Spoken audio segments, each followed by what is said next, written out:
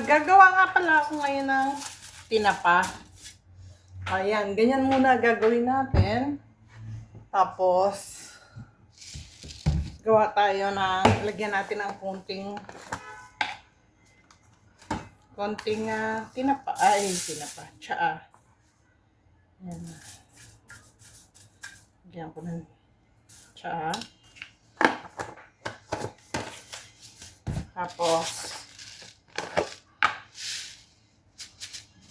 yan natin ng konting asukal.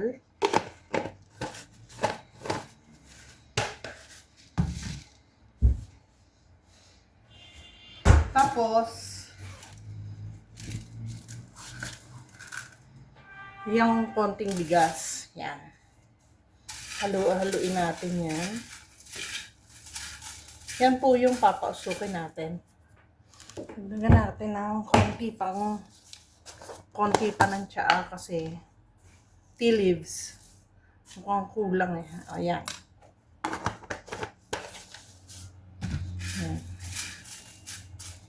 Yan. Kaya nilagyan ko ng aluminum foil para wag dumikit sa kawali yung pag-itim niya. Iitim kasi yan. Tapos lagyan natin ito. Yan. Tapos lalagay ko na yung isda. Yan. Etong isda, in-steam ko muna yan. Binabad ko sa asin.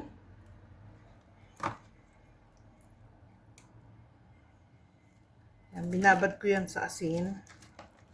Tapos, pinatuyo ko. Hindi ko naman pinatuyo sa labas. Basta pinatuyo ko lang siya. Yan. Tapos, usukan natin dyan. Sa mahinang apoy lang, ha. Sa mahinang apoy lang siya. Yan. Yan. Natanggal ko kasi may mga ano-ano pa eh. May mga parang gel. Yan. Tapos, tatakpan na natin yan.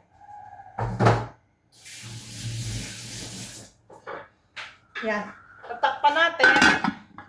Tapos, usukan natin siya sa mahinang apoy.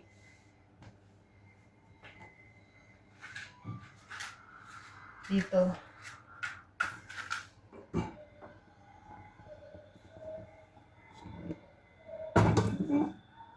Yan. Diyan siya sa mahinang apoy lang. Mahina lang siya. Mga 40 minutes. Kung ano nangyayari. Oy, namumula na ang aking tinapa. Pero matagal-tagal pa yan. Ang uli. Ang pula na ng tinapa. Konti pa.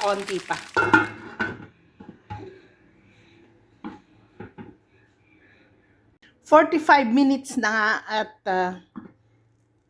ayan, bongga. Wow. Tinapa na siya. Tama na yan. Sobra na. Palamigin ko na yan. Amoy tinapa siya talaga, bongga.